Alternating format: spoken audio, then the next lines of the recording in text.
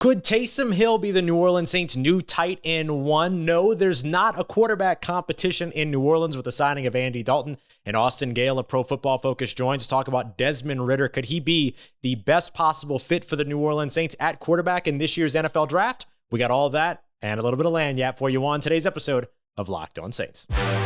You are Locked On Saints, your daily New Orleans Saints podcast. Part of the Locked On Podcast Network, your team every day.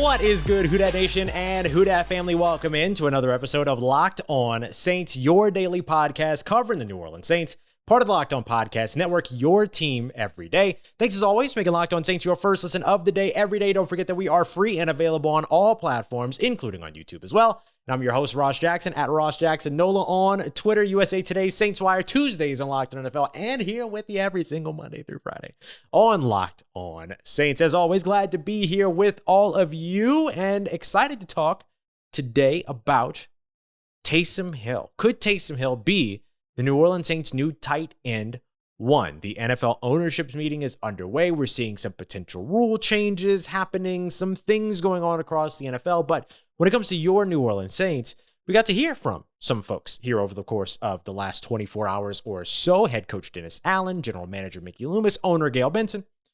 And one of the big talking points that's come from all this is something that we've sort of watched happening over the course of time. We'll go through the timeline here in a moment.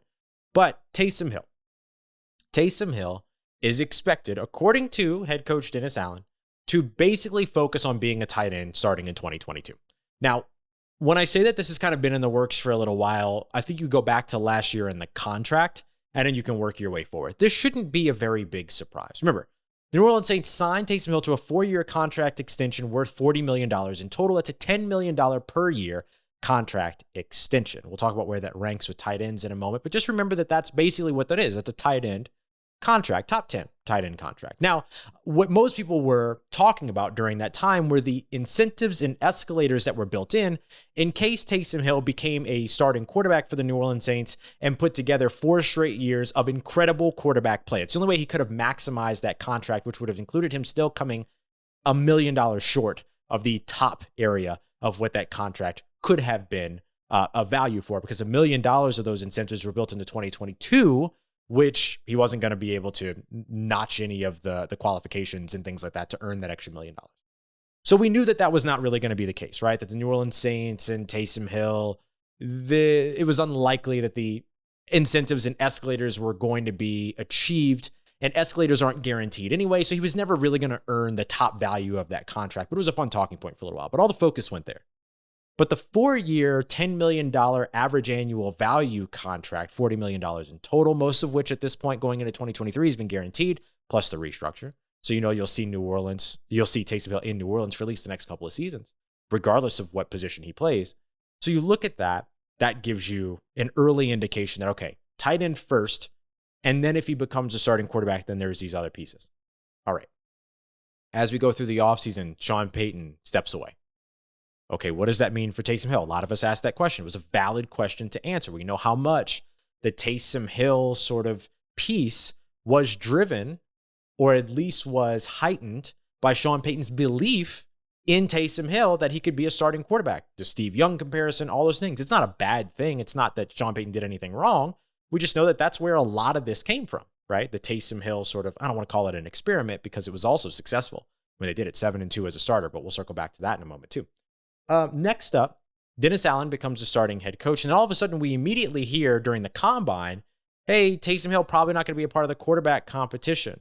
Then Larry Holder putting out a piece and on the fantasy show over at SiriusXM talking about, hey, Taysom Hill very likely out of the competition, out of the conversation when it comes to quarterback. And then now we get basically that confirmation. Taysom Hill will not be in the midst of a quarterback competition with Jameis Winston. And Jameis Winston actually talked about this in his media availability earlier in the week when he said that this is the first time that he's going to walk into a New Orleans Saints offseason as the starting quarterback, and it doesn't have to be in a quarterback competition.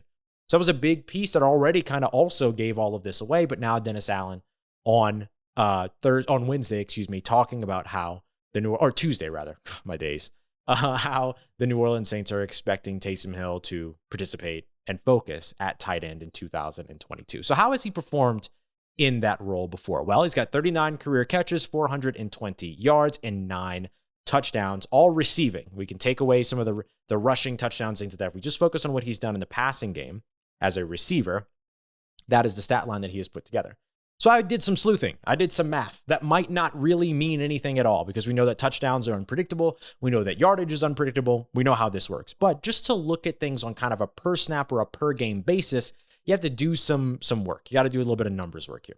So, of course, the New Orleans Saints, if they use Taysom Hill as a tight end 1, he's going to see the field probably less than your usual tight ends out there. So if we look at where his contract value of $10 million puts him, it puts him as the 6th high, or $10 million per year, $40 million total. Puts him as the 6th highest paid tight end in terms of overall contract value, right in between. Actually puts him at number 7, sorry. Right in between Cameron Brate at number 6, and then Hunter Henry would drop down to number 8. So that's where he sits. So I looked at Hunter Henry's numbers. Hunter Henry played every game last season in sort of a dual tight end split with Jonnu Smith in New England. And he averaged, over the course of the 18 games that he played, which included a playoff game, of course, the wild card game against Buffalo, 44 snaps per game. So when I take Taysom Hill's statistics, those receiving numbers, those receiving yardage, all of that, all those numbers, and then kind of extrapolate those out and then look at them as a per 44 snap basis over the course of his career, that puts him averaging right around 3 catches, 32 yards, and then 0.68 touchdowns every game, which means a touchdown every other game, basically. A little bit more than that. So over the course of 17 games, if he were to play a full 17 games at tight end as a go-to option, averaging 44 snaps per game in 2022 and produces at the same level as a receiver as he produced either in line, out wide, or in the slot over the course of his time. So of course you're going to have to kind of function that in some way. That would mean that over 17 games, he would be around 50 catches, 576 yards, and then 11.5 touchdowns, right? So 11 touchdowns, 12 touchdowns. Probably bring the touchdowns down a little bit. You look at Hunter Henry's numbers from last year, and that pretty much puts him on par with Hunter Henry, right? That puts him right where Hunter Henry was in 2021, which was 50 catches, 603 yards, 9 touchdowns. So that's what you would be paying $10 million a year for if you get a couple of years of Taysom Hill as a tight end 1 who sees 44 snaps per game. That's not bad. I don't think that that's bad. And hey, if you're somebody that likes Taysom Hill as a quarterback, I already know what you're thinking. Whoa, wait a minute, Ross. 7-2 as a starter for the New Orleans Saints. Of course, you can caveat that with Sean Payton at head coach, but there's some other things to look at, right? When you play for a team that wins a lot, with the exception of the 2021 season, but still a team that wins a lot, you get a lot of nice statistics in terms of win-loss. 7-2 as a starting quarterback, sure, but also 19-7 when he catches at least one pass. 7-3 when he has at least 15 yards receiving. 7-0 when he catches a touchdown. So if he can score one of those 11 touchdowns in 11 games, by that same logic, Saints would be an 11-6 football team. Now, of course, that's not really how it works. Correlation, causation, all those things. But it's just an example of how like the 7-2 quarterback record can't be a part of the factor for the New Orleans Saints. Where is Taysom Hill most maximized? He's most maximized with the ball in his hand as a playmaker. You can do that with him as an F-move tight end. And I think that's what you're going to see in 2022. That's good news for Jameis Winston. But Jameis Winston's not the only quarterback in the room anymore. Andy Dalton signs with the New Orleans Saints on a 1-year, $3 million deal. Is there a competition? No, and I'll tell you why as we continue on with today's episode of Locked On Saints. But before we get to the Red Rifle edition in New Orleans, I want to tell you about our friends over at Built Bar, built.com. Best tasting protein bars on the market. The protein bars that taste like a candy bar. Here are the averages, right? 4 grams of sugar, 4 grams of net carbs, 17 grams of protein. Very low in sugar, high in fiber, high in protein, giving you everything that you need. It's a protein bar that tastes like a candy bar, just like I said, but you're not having to deal with all of the stuff that comes with eating a candy bar, the 300 calories, the massive amounts of sugar, the dozens of net carbs. Nope, none of that. And you still get to enjoy yourself while taking in 17 grams of protein, 18 grams of protein in like 5 or 6 bites, right? We're not talking about you having to wolf down some big old protein brick in order for you to get like 10 grams of protein. No. This is high in protein, but something enjoyable so that you don't have to feel like you're damaging yourself or torturing yourself while you're still trying to take care of yourself. That's what you're trying to take care of yourself.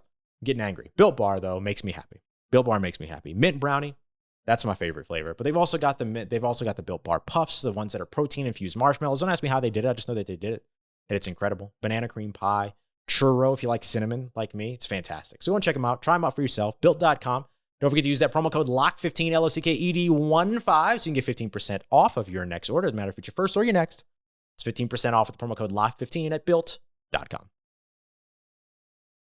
All right, family, continuing on with today's episode of Locked On Saints. Thanks so much for making us your first listen of the day every day. I am feeling much better today than I felt earlier this week, so thank you for your patience with me while I was coming out of that illness. Things are good, though, and I appreciate so much, again, for you making us your first listen, whether you are listening for the first time today. I hope you'll be back with us tomorrow as we hear more from Darian Gray, Locked On HBCU. We're going to break down defensive prospects coming out of HBCU schools. We're going to be visited later on next week from our good friend Dylan Sanders, who's going to talk a bit about LSU's Pro Day. We got so much on the way. We got so much here. You got so much over on the Locked On NFL YouTube page as well, including our 3-day draft special where we'll be live covering the NFL draft. You don't want to miss that. Go subscribe, Locked On NFL on YouTube. And if you're not subscribed here on Locked On Saints, click them buttons. All right, so let's go ahead and talk a little bit about Andy Dalton, right? The New Orleans Saints signed Andy Dalton. Is there a quarterback competition now? Is Andy Dalton going to compete with Jameis Winston? Oh, my gosh. No, it's not happening. Andy Dalton is not competing with Jameis Winston for the starting quarterback role. It's a 1-year, $3 million deal worth up to $6 million with incentives. What do incentives mean? Incentives means that if something happens and Andy Dalton hits maybe a certain statistics threshold, or he hits a certain number of games played or snaps taken percentage over the course of the season, that he can earn extra money, he can earn up to another $3 million, but those things are probably unlikely to happen unless Jameis Winston gets hurt. That's basically what Andy Dalton is. He's insurance, but he's more than just insurance. He is an important piece of what the New Orleans Saints have always found success doing over the course of the past 16 seasons. He is your veteran clipboard holder. Now, the New Orleans Saints had a guy that they really liked in this role in Trevor Siemian, but Trevor Siemian was thrust into action last year with all the injuries and things like that. He is now a Chicago Bear. So basically the Saints and the Bears just traded backup quarterbacks. So what Andy Dalton brings you when it comes to his value is that, first of all, he frees up Taysom Hill, right? Taysom Hill no longer has to worry about being the backup quarterback. He can focus on being the tight end. He can focus on his 50 catches, over 570 yards, and 11 touchdowns. You go do that. I don't know if he's going to have 11 touchdowns. Y'all already know that. But Andy Dalton frees up that opportunity for him to just focus on being a tight end and being that pass catcher. But he also gives you the insurance behind Jameis Winston and the ever-important clipboard holder. We talked about this with Trevor Siemian. The Saints love Trevor Siemian in that role. Trevor Siemian is now a Chicago Bear. So what do? They go out, they get one of the, probably, I think at this point, most successful free agent quarterback names, right? He's not a super successful free agent quarterback name. He's not Jameis Winston. He's not, I wouldn't even say he's Teddy Bridgewater, right? But does he give you somebody that can talk to Jameis Winston on the sideline when the Saints defense is out on the field about what he saw on the field from the sideline while holding a clipboard? Yes. Yes, he absolutely can. And that is a role the Saints care so much about. Mark Brunell, Jake Delhomme, Luke McCown, Chase Daniel. This has been a huge, huge emphasis for the New Orleans Saints for years. And they haven't had it as of late because Teddy Bridgewater's been taking snaps. Taysom Hill's been taking snaps. Drew Brees was, of course, taking snaps, but then, he got hurt, so those guys had to jump in, right, and had to play. Last year, Ian Book took snaps. Taysom Hill took snaps. Trevor Siemian took snaps. Jameis Winston took snaps. So they haven't had that quarterback that just sits there with the clipboard in his hand and communicates and talks things out in terms of what they're seeing on the field with the starting quarterback, right? Dennis Allen said, the thing that he didn't like was when Jameis Winston, the thing that he didn't want was when Jameis Winston was out there being the starting quarterback that Taysom Hill would be standing next to him, right? He wants Taysom Hill out on the field making plays. Now you've got Andy Dalton sitting next to you, somebody that knows NFL defenses, that maybe doesn't produce against them, but knows them, knows the game of football, has played in several different systems, has played in the league for a long time. So he gives you somebody that's probably not going to win you games if Jameis Winston gets hurt or can't play or whatever. But he's somebody that helps you elevate Jameis Winston because you get that veteran quarterback set of eyes that's more experienced than Jameis Winston is. I'm not making a bold statement here. Andy Dalton has simply played more snaps and more years in the NFL than Jameis Winston has. Therefore, he's seen more. And I think that that's a good thing for Jameis Winston. I think that's a smart move by the New Orleans Saints. Is it landscape changing? No. Is it going to win the Saints games? Not directly. It's going to help maybe improve the quarterback play a little bit. It's a good quarterback room to have with that veteran that's there. And the veteran that knows how to practice, right? That knows how to do this, that knows how to run NFL offenses, which is going to and can make NFL throws because he's done it his entire career. Not consistently, which is why he's a backup now and he's not a starter. One of the reasons why I say he's not challenging Jameis Winston for a starting role. But the receivers benefit from that in practice. The running backs benefit from that in practice. The offensive line benefits from that in practice. You're not dealing with backups that haven't taken NFL snaps before, like Ian Book. Nothing against Ian Book, but he hadn't taken NFL snaps before last season, and he was running practice, right, as a quarterback, as a number 3 quarterback. Taysom Hill, who has hardly taken NFL snaps at quarterback, was taking snaps at quarterback in practice, and teams, players around him had to deal with that, right? It's not that it hurt them, but it certainly didn't help them the way that having a proven veteran helps to have on the field in the practice squad. So those are all the ways that Andy Dalton helps, but he doesn't give you a competition at quarterback. Let's not be ridiculous. Let's not be crazy, right? Andy Dalton is your backup quarterback. He's going to be behind Jameis Winston, and that's a good setup for the New Orleans Saints. Now, we could talk quarterback here all day. In fact, we kind of will, right? Taysom Hill, former quarterback, now tight end. Jameis Winston, Andy Dalton. What about a rookie quarterback that could potentially step in for the New Orleans Saints as soon as next season, 2023? If the Saints are sold with Jameis Winston as the quarterback of now, but not the quarterback of the future, could Desmond Ridder of Cincinnati be the perfect fit for the New Orleans Saints? Austin Gayle of Pro Football Focus joins us to talk about exactly that and break all of it down as we continue on to wrap up today's episode of Locked On Saints. So signing Andy Dalton as a starting quarterback would be a bad move, but signing him up as insurance and as an extra piece makes a lot more sense. Insurance, extra pieces. You know what that makes me think of? It makes me think of cars. That's why I want to tell you about Rock Auto. Yes, our friends over at rockauto.com, the place for you to go for everything that you need for your car, truck, or vehicle, regardless of the make, the model, the year, doesn't matter. Doesn't matter. Go and check out the extensive catalog. Super easy to navigate. You click the make, you click the model, you click the year, you click the body part that you're looking for, whatever the piece is that you're looking for, and you get a grip, if you will, of options that are going to be 30, 50, 70, sometimes way cheaper, right? Half the price of what you're paying over at the brick and mortar stores, the chain stores that upcharge you because you're a do-it-yourselfer. Isn't that unfair? Just because you're not a professional or whatever? Like, you are a professional. You're taking care of your car. It's a good thing. And Rock Auto treats you exactly that way and treats everybody the same. Fantastic. Family business. Been helping auto parts customers online for over 20 years. You love supporting small businesses. You love supporting family businesses. So go and get the support that you need from those family businesses while supporting those family businesses. Yeah, it's a cyclical thing. It works really well. Go and check them out, rockauto.com. Let them know exactly what you're looking for. And also let them know that Locked On sent you right and Locked On and the How'd You Hear About Us section. Amazing selection, reliable low prices, all the parts your car will ever need at rockauto.com. All right, family, continuing on with today's episode of Locked On Saints, joined by a very special guest for today's episode. You'll see him again later on this week as well. Austin Gayle of Pro Football Focus at PFF_Austin Gayle. Austin, of course, is PFF's director of content, and he's also one of the hosts of the Tailgate podcast, which you can also find. And most importantly, this is what I'm really excited about.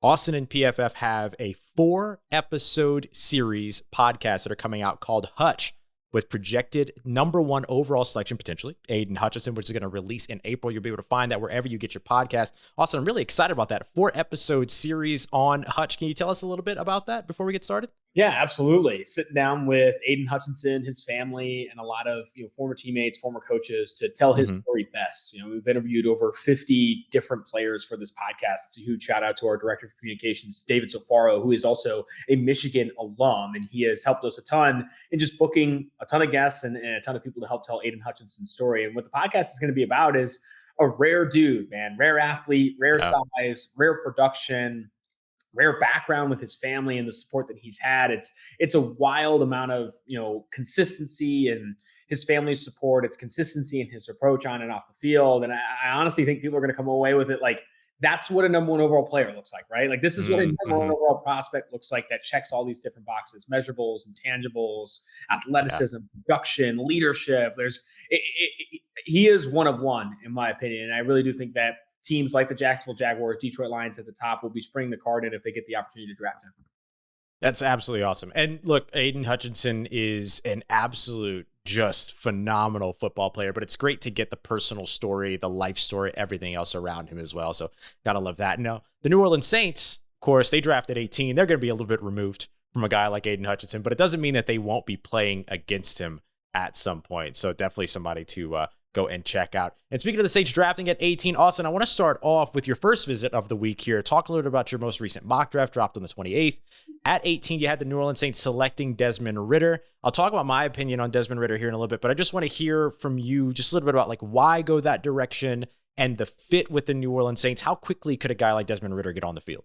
Yeah, I'm a huge fan of Desmond Ridder. He is actually my QB1 in the 2022 NFL draft. I just feel really good about projecting him to the NFL, right? I think he doesn't have the high-end athleticism or arm talent of Malik Willis, but he's just got a lot more projectable tape. And maybe that's me buying into a floor a bit with Desmond Ridder, but I like his arm talent. I don't love it as much as Malik Willis. I like his athleticism.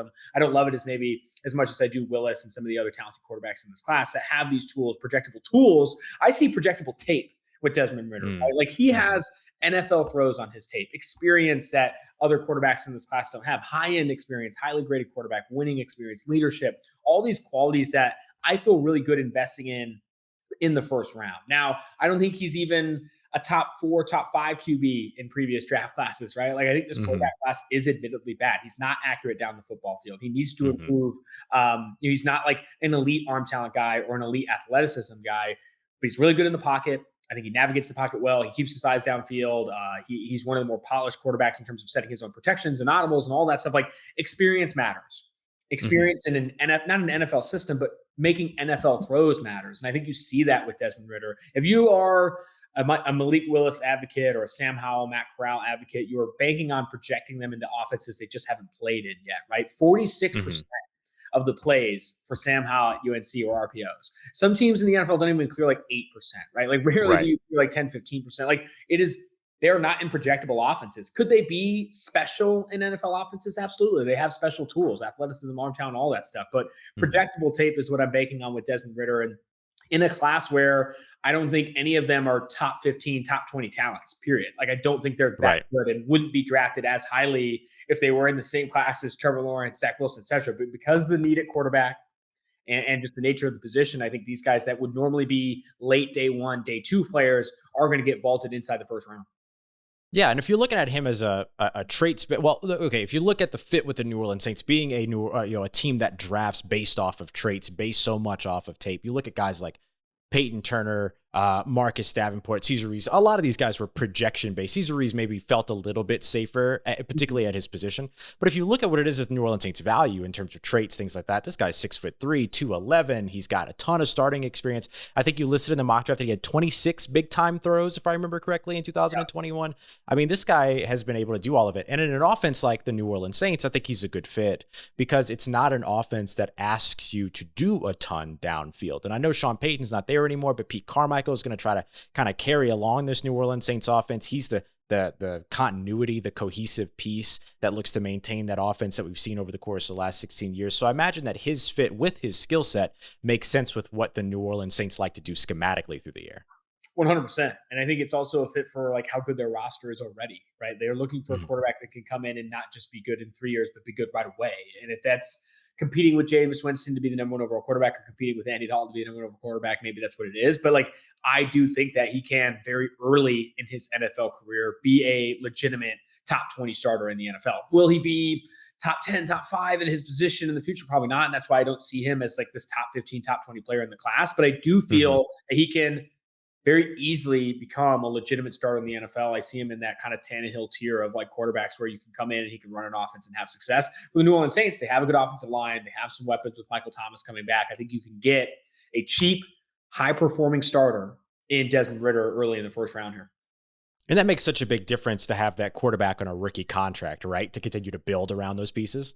Yes, 100%. I mean, it's very similar to the Mac Jones situation, right? I think Mac Jones and Desmond Ridder are comparable as prospects. Maybe you have Jones ahead of Ridder because he's a lot more accurate, better processor, these different things. But like they're comparable. And like Mac Jones goes 15, right? And the reason that the Patriots benefit from Mac Jones mostly is because he's on a rookie contract and they're able to spend as much as they did the previous free agency and even in future free agencies to build around him. Have they done a phenomenal job at it? No, I don't love, the signings that they've made with Jonnu Smith, Hunter Henry, and Kendrick Moore, Nelson Aguilar. I don't think they have aggressively improved their pass catching arsenal, but having that rookie contract afforded them that opportunity, right? And I think the Saints could be in a position, especially a New Orleans Saints team that's desperately looking ways to get under the cap and then start to look ahead to adding more talent and re-signing some of the talent they have.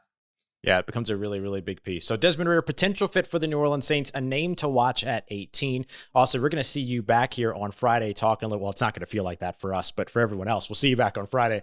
And we're going to talk a little bit more about what else the New Orleans Saints can do at 18, as well as what the outlook is with Jameis Winston leading up that offense. We know the defense is kind of set, but we're going to talk a little bit more about the offense and break that down as well. Austin, we appreciate you being here with us today, bud.